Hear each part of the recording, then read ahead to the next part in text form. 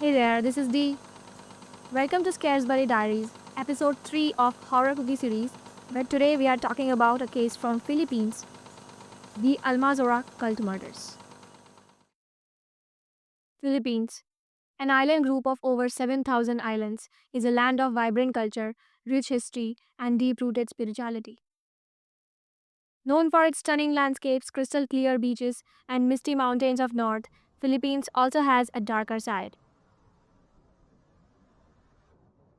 It is a place where ancient traditions and superstitions are still alive, a country where belief in spirits, magic, and the supernatural is deeply ingrained in the collective consciousness.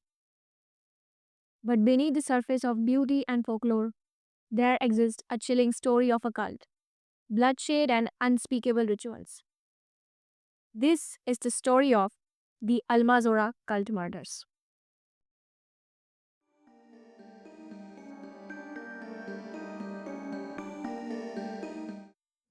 A cult is usually a group of people led by a powerful leader, often manipulative, who demands absolute loyalty.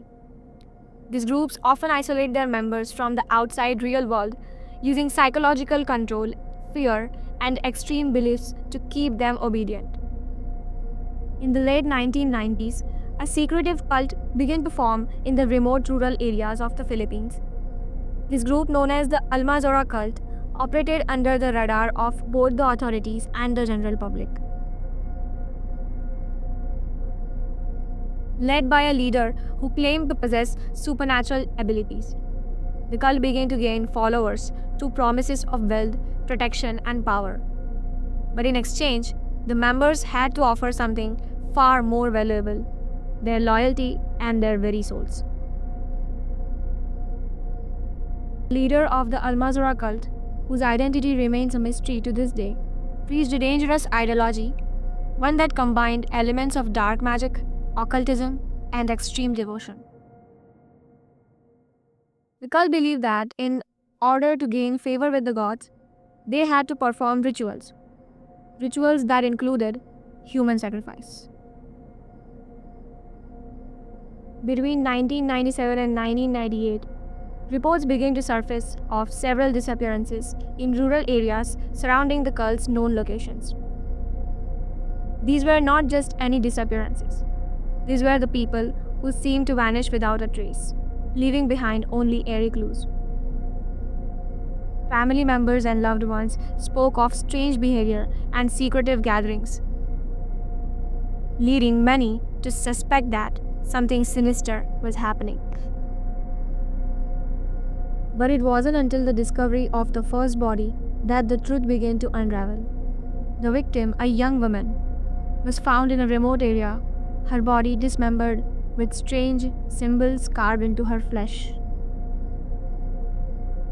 This discovery would be the first of many, each victim showing signs of ritualistic killings, sacrifices meant to appease the dark spirits that the cult worshipped.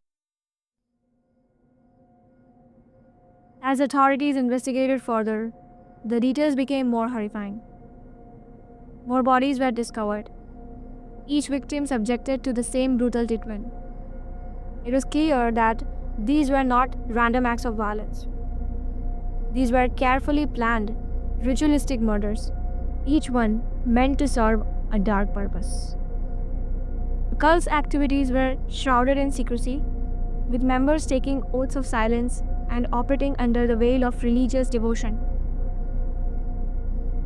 Rituals were often held in isolated locations away from prying eyes.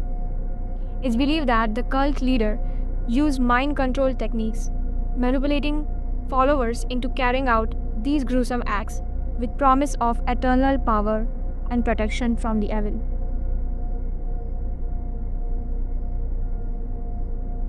What was even more disturbing was the belief that these sacrifices were necessary to invoke divine protection and bring prosperity to the community.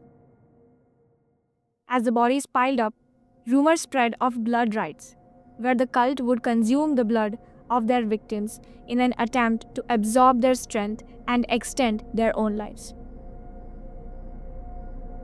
As more bodies were discovered, the authorities began to connect the dots. A small group of police officers and detectives launched an investigation into the Almazora cult, but their task was not easy. Cult's grip on its followers was strong, and many were either too afraid to speak out or too loyal to reveal the truth. It wasn't until 2000 that a breakthrough occurred.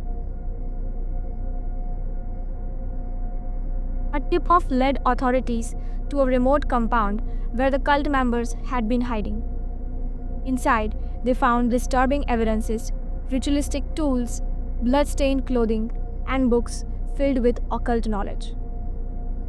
The cult leader and several members were arrested, but the case remained shrouded in the mystery. There were whispers that some members had escaped, and rumors of other cults began to surface. Despite the arrest, the mystery of the Almazora cult and its leaders remains unresolved.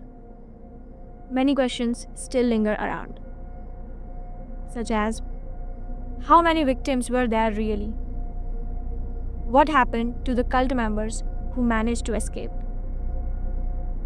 And the most important, was this the end of the cult, or is there still an underground network operating in secret? To this day, the true extent of the Almazora cult's action remains a dark, unanswered quest. Philippines, a country known for its deep religious traditions and belief in the supernatural, was forever changed by the terror these cultists unleashed. The Almazora cult murders serve as a haunting reminder of how belief, power, and fear can lead to horrific consequences.